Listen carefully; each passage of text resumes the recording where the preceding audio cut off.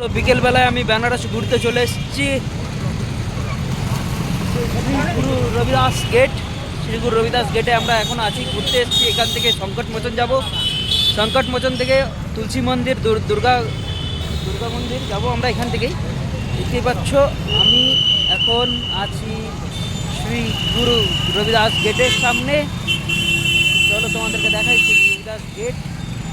দেখতেই পাচ্ছ শুধু আমি না, আমার ফ্যামিলিও এসছে এখানে ঘুরতে। চলো দেখবো রবিদাস গেট। এখানে গেট থেকে সংকটমোচন খুবই কাছেই।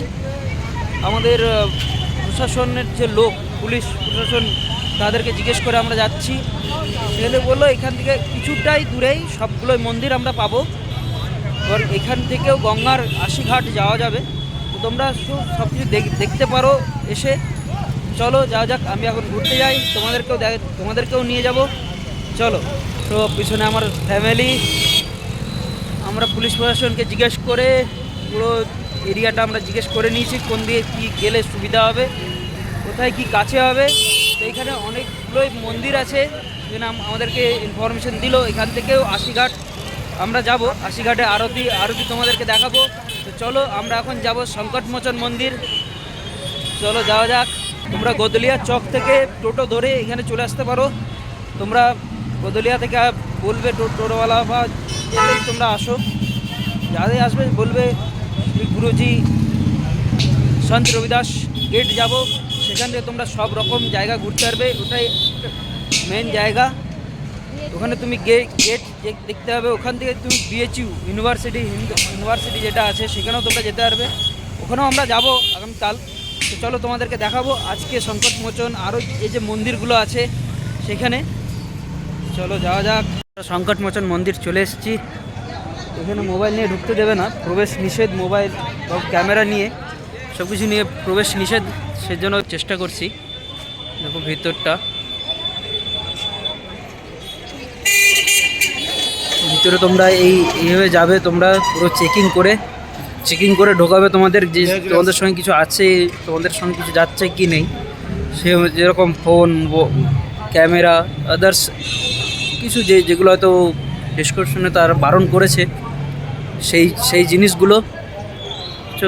ভিতরটা পুরো যা গিয়ে মন্দির ঢুকছে, তো সেটা অবশ্যই আমি দেখাতে পারবো না তোমাদের, এর জন্য দর্শন করে আসি মন্দিরের ভেতর থেকে। তোমাদের সঙ্গে দেখা যাচ্ছে পরবর্তী মন্দিরে। আমি এখন ত্রিনয়ন মন্দিরের কাছে আছি। ত্রিনয়ন মন্দিরের ভিতরে আমি বাইরে দাঁড়িয়েছি, যেহেতু দেখতে পাচ্ছ ত্রিনয়ন মন্দিরের গেট।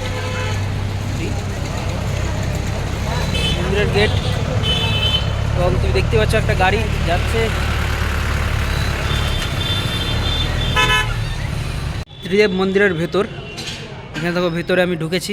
দেখতেই পাচ্ছ বিভিন্ন রকমের উপরের মন্দিরটা সুন্দরভাবে সাজিয়ে রেখেছে। চলো যাওয়া যাক, আমরা জেনে নেব ত্রিদেব নয়নের ব্যাপারে। श्री श्याम, श्याम बाबा है, खाटू श्याम, रानी शक्ति दुर्गा माता, सालासर बालाजी, वो रानी शक्ति झुन्नू से, सालासर बालाजी सालासर से, ये एक खाटू श्याम। इनका राजस्थान में बहुत बड़ा मंदिर है। जिंगस त्रिदेव हो गए, त्रिदो धाम हो गए।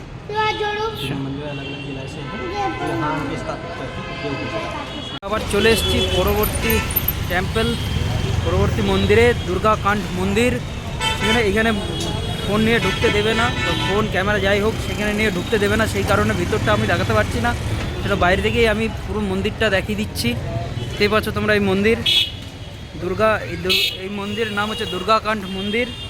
চলো এরপরে আমরা পরবর্তী একটা টেম্পল যাব। চলো সেখানে গিয়ে দেখা হচ্ছে পরবর্তী টেম্পলে। আমাদের মানস মন্দির। আমরা সেই মানস মন্দির যাওয়ার পথে আমরা এগোচ্ছি। সেই মানস মন্দির আমরা দর্শন করব। মানস মন্দিরে গিয়ে মানস মন্দির দর্শন করে আমরা যাব আশিঘাটে। তো আমরা পৌঁছে গেছি পরবর্তী টেম্পল মন্দিরে। সেই মন্দিরে ঢুকবো। সেই মন্দিরে ঢোকার পর যাব আমরা ভেতরে, সব ভিতরে যাব দেখা। চলো, এটা যে তুলসী মানস মন্দির, যেটা আমি কথা বলছিলাম, সত্যনারায়ণ তুলসী মানস মন্দির, এখানে সত্যনারায়ণ প্রতিষ্ঠিত, দেখতেই পাচ্ছ তোমরা। চলো আমি ভিতরে নিয়ে যাচ্ছি পুরো মন্দিরটাতে।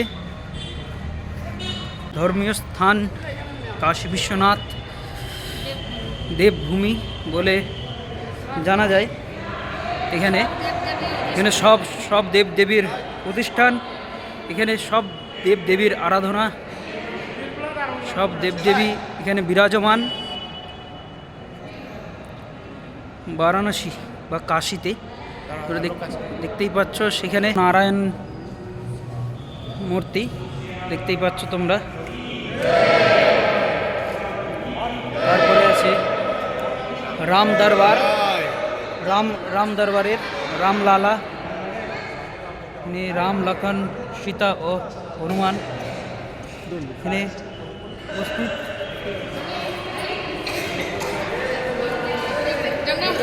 ও পরবর্তী মূর্তি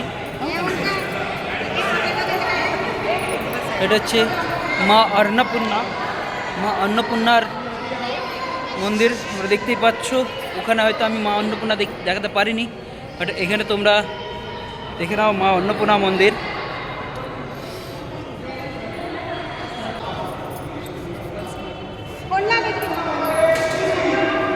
দেওয়ালে দেওয়ালে অনেক কিছু লেখা, গোটা দেওয়ালটাতেই লেখা এই মন্দিরে। দেখতেই পাচ্ছ ছোটোবেলার ছবি, রামচন্দ্র তার 4 ভাইয়ের সঙ্গে খেলা করছে। তারপরে নারায়ণ থেকে দর্শন। গোটা দেওয়ালটাই পুরো লেখা, গোটা দেওয়ালেই দেখুন মুনি ঋষিরা ঠাকুরের আরাধনা করছেন।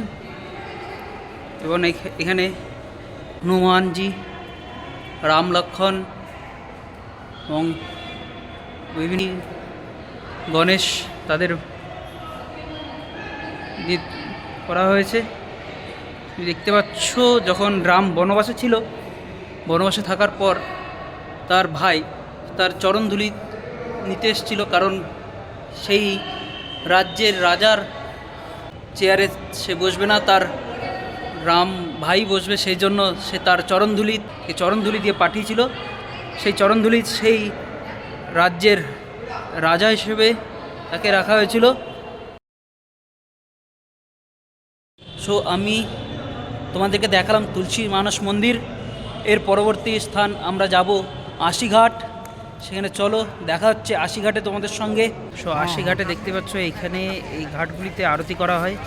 এখান থেকেই দেখো এখানে ছাতার মতো করে সাজানো আছে ফুল দিয়ে, ঘাট দিয়ে পুরো সাজানো। এখানেই দাঁড়িয়ে সেই আরতি করা হয়, গঙ্গা আরতি। তো আমরা যেহেতু পৌঁছতে পারিনি, সেই সূত্রে আমরা হয়তো আরতি আমরা দেখতে পাইনি। আরতি শেষ হয়ে গেছে, 7টার দিকে শুরু হয়েছিল আরতি। অনেক কিছু লেখা আছে,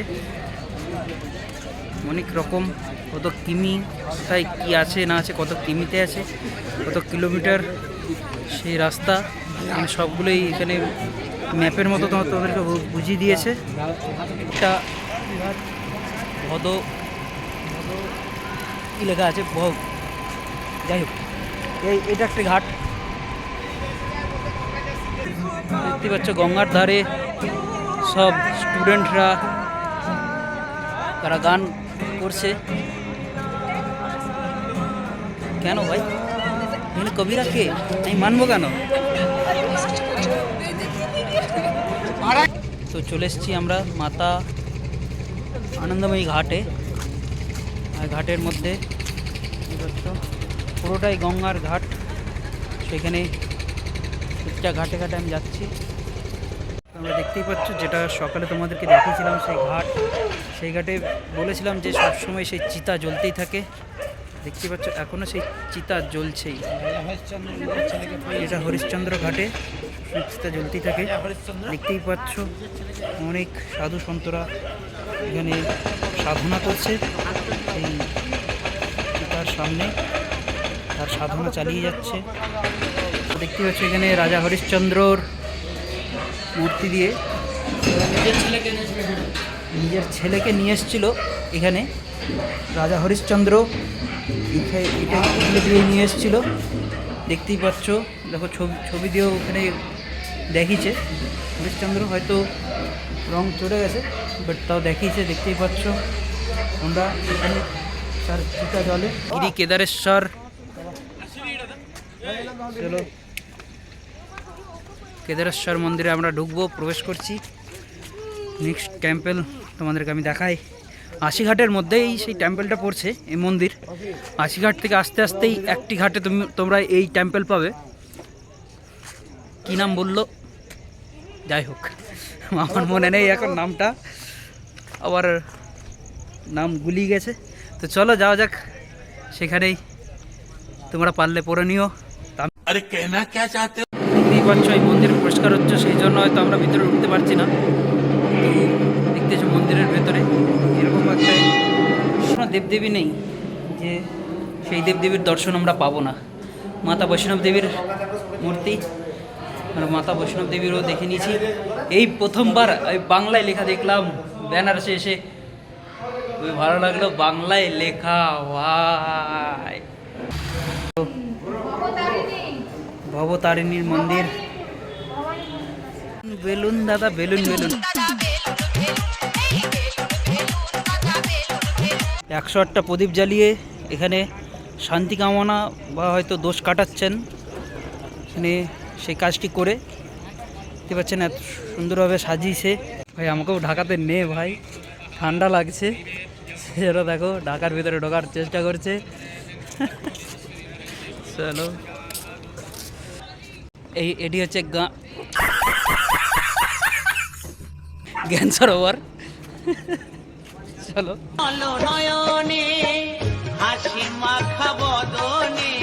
দেখো ঠান্ডা ঠান্ডা চা খাচ্ছে, ঠান্ডা চা। अरे कहना क्या चाहते हो? বাবুয়া বাবুয়া পান্ডে ঘাট, সেই জন্য নাম দিয়েছি ভাবছি সেই ঘাটগুলি। চলো, কিন্তু আমরা দেখলাম বাবুয়া ঘাট। কি ঘাট? বাবুয়া। সকাল থেকে তো হাঁটতে হাঁটতে আমার পেটে মানে পায়ে লেগেছে। চলো, এতটাই জার্নি করেছি যে পুরো ফেটে, সরি পা পা পুরো এলে গেছে। দারবাঞ্চি, সরি, চলো লেখা আছে দারভাঙ্গা ঘাট। তো আমরা দারভাঙ্গা ঘাটে এসেছি। দারভাঙ্গা ঘাট হনুমান মন্দির। ঘাট বন্ধ, কারণ এখন রাত্রিবেলা, আবার সকালে, কালকে সকালে আবার তোমাদের জন্য খুলে দেবে। তো তোমরা এসে এদিকে এসে এই ঘাট থেকে তোমরা নৌকা ধরতে পারো। চলো, এখানে দেখো ব্লক চলছে, আরে পেটে ঢুকিয়ে দিয়েছে, পুরো ঢুকিয়ে দিয়েছে, পুরো পেটে ঢুকিয়েছে, অন্য কোথাও নয়। হ্যাঁ, সো শিবরাত্রির জন্য সব তৈরি হচ্ছে আমাদের এখানে।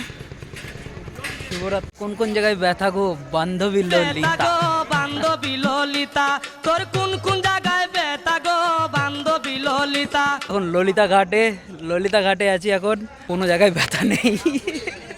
চলো ভিতরে চলে এসেছি, দেখো চারিদিকে শুধু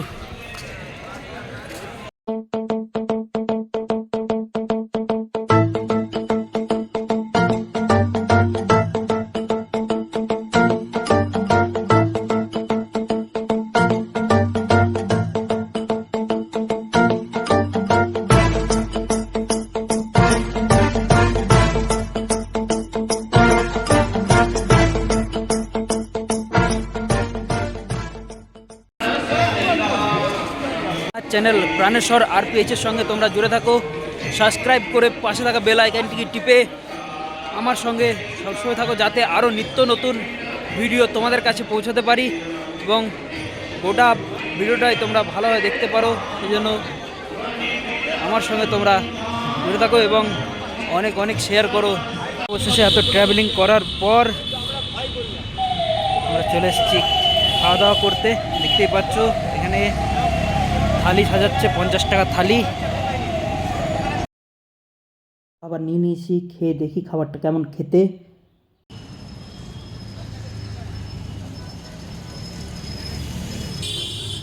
সত্যিই খুব দারুণ খেতে খাবারটা। একবার হলেও তোমরা এই খাবারটি খেয়ে ট্রাই করে দেখতে পারো।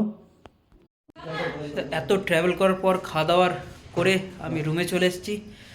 সো আমি তো খুব টায়ার্ড, আর রুমে গিয়ে আমি শুয়ে পড়বো। তো চলো, শুভরাত্রি সবাইকে।